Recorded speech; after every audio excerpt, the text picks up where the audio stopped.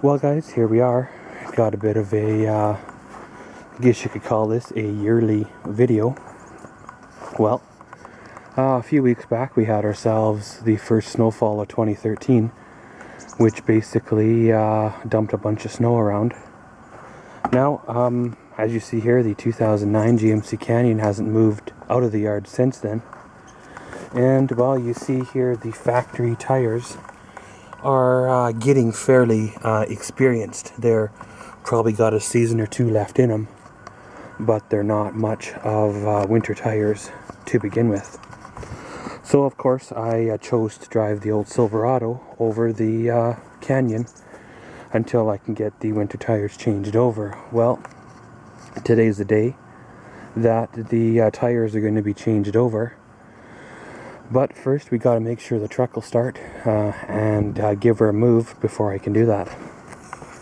So of course, basically we will give the truck a sweep off, trying to find ourselves where the doorway is to get into the truck. Because unfortunately, well, it hasn't moved, right? So she is covered with snow, which has kind of settled and done its thing, and not really melted or nothing off the truck.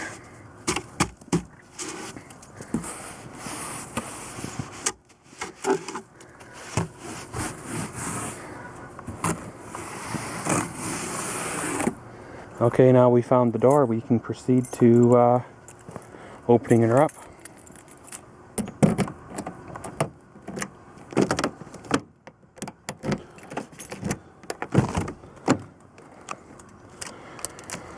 So now we're inside of our wintry cocoon. I don't see no interior light or nothing on, so I'm not sure if we have dash power or not. Stick the key in the ignition. Well, we got the dinger noise. And we have dash lights.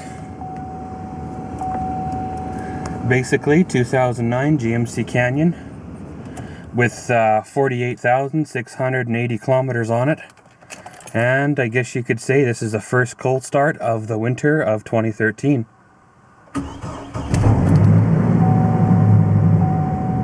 And there we go, like a champ. So we'll let her warm up a bit, give her a complete sweep off. Got to move the old Silverado so I have the room to do what I need to do.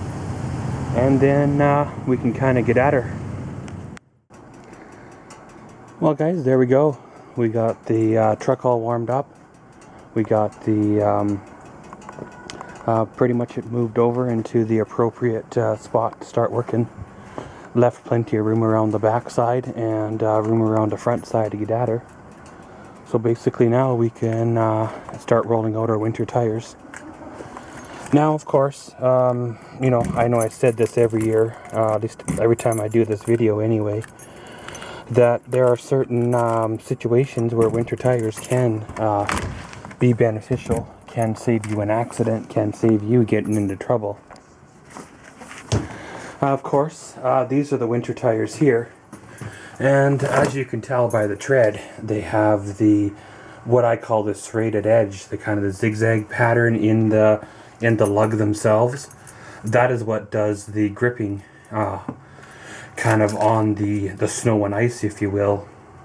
And then for added effect or added traction, you can go with the studs.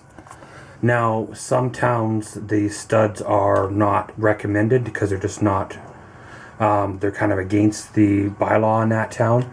But if your town does allow you to run studs, then by all means they do. If they save you one accident, then the tires and the studs are paid for, right? But these are the rims here. As you can see, they are, well, they're as old as the truck are, and the rims themselves are starting to show a little bit of surface rust. So eventually someone's going to have to probably paint those rims if he wants to continue using them, or wants to continue keeping the Canyon here. Eventually, yes, the truck will be traded off or sold, but until then I'm going to run her and drive her and see how many years I can get out of her. So we'll roll these tires out and get all set up for the changeover. Okay guys, so here we're all set up, ready for the tire changeover.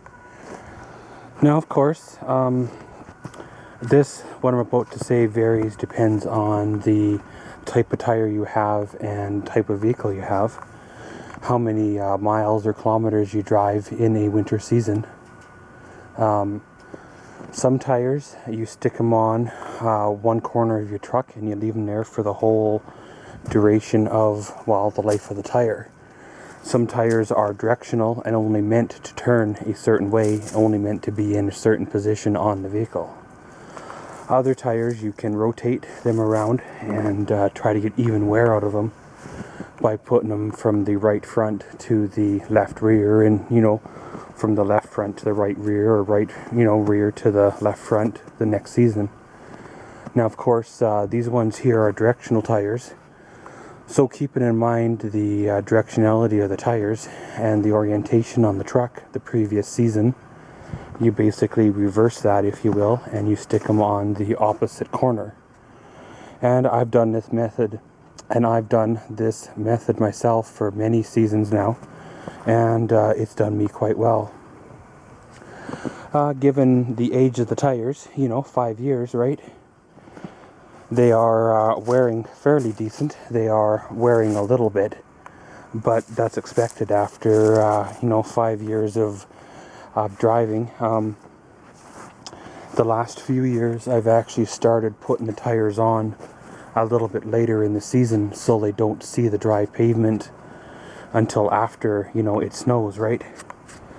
The first few years they were on in late October and stuff like that, and we had no snow until late November, December, right? And then that causes premature wear on the tires, because they're not really meant for a lot of highway driving under dry conditions, if you will. Plus early spring too. Sometimes I've pushed it late into the spring and not changed them. Even last season there, I think it was somewhere around June or July when they actually got changed from the winter rims to the summer wheels. But guys, I'm probably just going to get out of here, get them changed, because really the changing of these really doesn't really change from year to year. Basically, you undo the lug nuts and change it on over and put them all on, basically. For if you're curious on how to do that, just look at some of my older videos on the tire changes over. There should be various ones from the Tercel and from the Canyon as well, so check them out there and you should get all the information you need. So I'm going to get her done, and pretty much next time I check in we should have all 4 of them back on the ground. Well guys, as you see there, we got one tire changed over. Working on the left side rear tire. Ran into a little bit of a common issue with tires. I've had this question before on other videos. Well, as you see there, the axle nuts are off, and they're laying on the ground there, but the rim itself is still on the truck, but yet it's jacked up. Basically, it's not stuck, but it's semi-stuck onto the hub. Now, we have 2 ways of dealing with this. The easiest way is just to kick it, and most of the time it'll pop off. And failing that, you could get underneath of it with a hammer and give it a few good whacks. You may want to use a chunk of wood so you don't damage the rim or the tire. The third option is to put the lug nuts on, but leave them, half a turn or so loose. Take it for a run around the block, and it'll loosen itself. So we're going to try method A first, the easiest way, and hopefully that works. So basically, you just give her a bit of a kick, and most of the time, that's enough to knock it off. Now, what causes that issue? Well, of course, you have the steel or the metal brake drum, and you have the alloy or aluminum rim. Now, through corrosion, through, wet and salt and whatevers, you get corrosion here. Now, being steel and aluminum are two different metals, they react differently together and actually will fuse themselves together over time. Now, of course, in this climate here, it's not really common to happen, but in other climates, other areas of Canada where they use lots of salt and stuff, you end up with corrosion. Even something as simple as your rims being on your vehicle for too long will do it too. But I thought I would just share this with you guys on a common kind of problem that some people do face. So, back at the old tire changeover, and yeah, we'll keep on going. Well guys, there you go. All 4 tires are back on the truck. They're back on the ground, ready to go for another season. It's kind of funny, out of all 3 of the rims, out of all 4 of the rims that I changed over, 3 of them were actually stuck the way I showed you. None of them were actually too bad enough to cause any huge issues or nothing like that, just enough to say they were stuck. So what I did to save time for next season and any guesswork is I went around and I labeled each tire the position it was in the previous season. Like the right front, the right rear, left front, left rear, and then that season, then next season you just rotate them right and put the left front on the right rear, and then away she goes. But the final process here to the whole job is to take yourself a torque wrench and tighten down the nuts just to make sure that they are tight and torqued to spec. If you're wondering what the spec is on your particular vehicle, well, check the owner's manual. It'll say in there. When in doubt, phone a tire shop or a professional. They will be able to tell you precisely what it is. But we'll roll these old tires, or I guess the aluminum wheels, back in the shed for another season, and then we'll tighten our nuts, and then we're good to roll. Well guys, there we go. Another job done on the ever-growing list of stuff to do. Well, winter tires are all changed over. The axle nuts are all torqued. I did a bit of a once-over, made sure the wiper blades were good, and it was filled with winter windshield washer fluid, as well as check the radiator, make sure she's good. And yeah, you should always look at the belts and stuff like that while you're under the hood as well. On a side note, while you have the wheels off the truck, have a look at the brake lines, have a look at the mechanical parts where you got your hit in. Make sure they are good, they're not leaking or excessively worn, because, well, we all need good brakes in the wintertime, and everything needs to be just so, or else you end up with issues. But guys, looks like we're getting ourselves another dousing of snow, so just in time to have the wheels all changed over for another season. So I guess this has been a bit of a tire changeover for the winter of 2013 on the 2009 GMC Canyon. So as always, thanks for watching Maxwell's World. Comment, subscribe, and enjoy.